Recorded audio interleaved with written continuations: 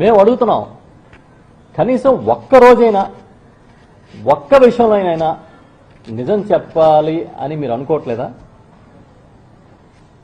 నిజం అనేది చెప్పకుండా ఏదో విధంగా బదనాం చేసుకుంటూ పాత ప్రభుత్వాన్ని మళ్ళీ మనం నడిపించేద్దామని ఏదైనా పాలసీ పెట్టుకున్నారా?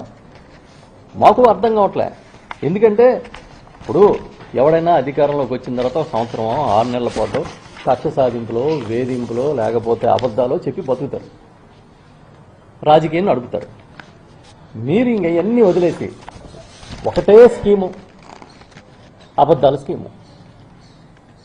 రోజుకొక అబద్ధం, పూటకొక అబద్ధం. పైగా స్టేజీలెక్కి నేను ఎప్పుడన్నా ఎవడన్నా మోసం చేశానా అని అడగడం. ఇవాళ ఒక రాజకీయ కుట్ర, జగన్మోహన్ రెడ్డి గారిని అపప్రద పాలు చేయాలి, మతం అనే ఒక అస్త్రాన్ని వాడి జగన్మోహన్ రెడ్డి గారిని ఈ రాష్ట్రంలో తగ్గించి చూపించాలి అని ఒకే ఒక లక్ష్యంతో మీరు తిరుమల తిరుపతి వెంకటేశ్వర స్వామి ప్రసాదంలో కల్తీ జరిగిందని మొదలెట్టారు. అది ఇవాళ అలా తిరిగి ఇలా తిరిగి ఇలా తిరిగి మీ మెడనే చుట్టుకుంది.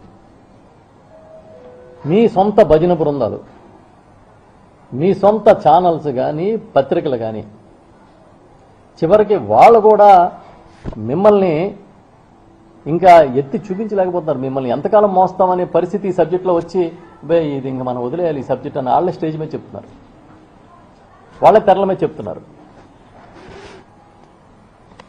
అలా వెంకటేశ్వర స్వామితో రాజకీయం చేశారు కదా మీరు, ఆ పాపం ఊరికే పోతుందా?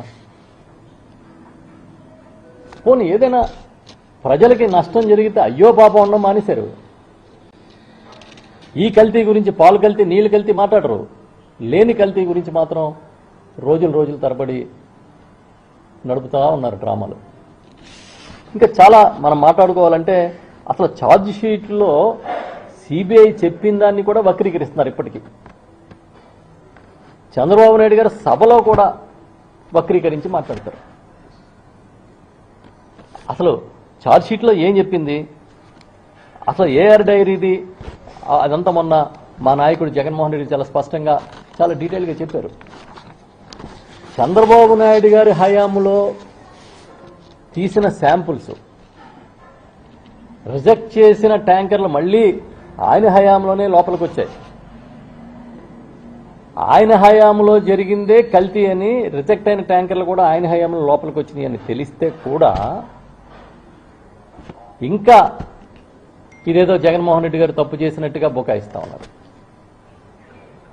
ఇది ఎక్కడ చోద్యం? అన్ని కనెక్షన్లు ఇవాళ ఇందాపూర్ దగ్గర నుంచి, బోలేబాబా దగ్గర నుంచి చివరికి సంఘం వైష్ణవి డైరీ దాకా కనెక్షన్లు అన్నీ మీ వైపే కదా కనబడుతున్నాయి. మీదే కదా మొత్తం. ఎటు నుంచి చూసినా పాల వ్యాపారం, పెరుగు వ్యాపారం, నెయ్యి వ్యాపారం మందే కదా ఎక్కడైనా. ఇంకెవరికైనా ఉన్నాయా ఆ వ్యాపారాలు? ఎవరి చేతిలో ఉంటే పాలు, పెరుగు, నెయ్యి ఈ వ్యాపారాలన్నీ మీ చేతుల్లోనే ఉన్నాయి. నిన్న చూసా ఆ సంఘం డైరీకి సంబంధించి, వైష్ణవి డైరీకి సంబంధించి ఒక లింక్ ఎస్టాబ్లిష్ అయితే మా పేరు నాని గారు, మాజీ మంత్రి గారు ఆ ఫోటోలు చూపించి చెప్తే తెల్లారేటప్పటికి ఆ గోళ్లకి సున్నాలు కొట్టి గేట్లకి రంగులు వేస్తారు. అదే రంగులేసి సున్నం కొడితేనే మారిపోతాయి ఆ నిజాలన్నీ. అసలు మీరేమనుకుంటున్నారంటే సిబిఐ కన్నా సిబిఎన్ఏ గొప్ప అనేది ఇవాళ మీ మైండ్లో పడిపోయింది. సిబిఐ అనేది సెంట్రల్ గవర్నమెంట్ కంట్రోల్లో ఉన్నా కూడా సిబిఎన్ అనేవాడు చంద్రబాబు నాయుడు వాళ్ళ సెంట్రల్ గవర్నమెంట్లో చాలా కీలకం కనుక సిబిఐ కన్నా సిబిఎన్ ఎంక్వైరీ గొప్ప కాబట్టి సిబిఎన్ ఒక ఏకసభ్య కమిషన్ వేసుకుంటారు, మళ్ళీ దాంట్లో కావలసిన విధంగా రిపోర్ట్లు వస్తాయని ఒక ధీమా మీలో కనబడుతుంది. ఇంకా ఇప్పటికైనా మీరు లెంపలు వేసుకుని క్షమాపణలు చెబితే స్వామివారు ఏమైనా క్షమిస్తాడేమో. అంతేగాని ఇదేమి ఎంతకాలం నడుపుతారు ఇలా? సుప్రీంకోర్టు ప్రకారం వేసినా కూడా, సిబిఐ ఛార్జ్ షీటు సిట్ ఇచ్చినా కూడా ఇంకా దాన్ని కూడా వక్రీకరించి మీరు అసెంబ్లీలో చెప్తున్నారే. ఇదేనా మీ సీనియారిటీ? ఇదేనా మీ సిన్సియారిటీ? మీరు మాట్లాడితే మా కులదైవం, మా ఇలవేలుపు వెంకటేశ్వర స్వామి అని చెప్తున్నారు కదా, మరి వెంకటేశ్వర స్వామికి మీరు చేసే గొప్ప ఇదేనా? ఇవాళ సిబిఐ సిట్ ఛార్జ్ షీట్ చాలా స్పష్టంగా 35వ పేజీలో జంతువుల కొవ్వు ఉందని మళ్ళీ నిన్న అసెంబ్లీలో అవాస్తవాలు చెప్తాడు ఆయన. వాస్తవంగా జంతువుల కొవ్వు లేదని పేజీ నెంబర్ 29లో చెప్పడమే కాకుండా పేజీ నెంబర్ 211లో ఎన్డీడీబీ రిపోర్ట్లో కూడా చాలా స్పష్టంగా చెప్పారు జంతువుల కొవ్వు లేదు అని. పేజీ నెంబర్ 210లో ఎన్ఐఆర్డి రిపోర్ట్ను కూడా పొందుపరిచారు. ఇవన్నీ వదిలేసి ఇంకా పేజీ నెంబర్ ఏదో చెప్తాడు. అంటే ఆయనకి అదృష్టం ఏంటంటే ఈ రాష్ట్రంలో ఆయన ఏర్పాటు చేసుకున్న ఒక సిస్టము, మీడియా మేనేజ్మెంట్లో ఆయనకున్న బలం.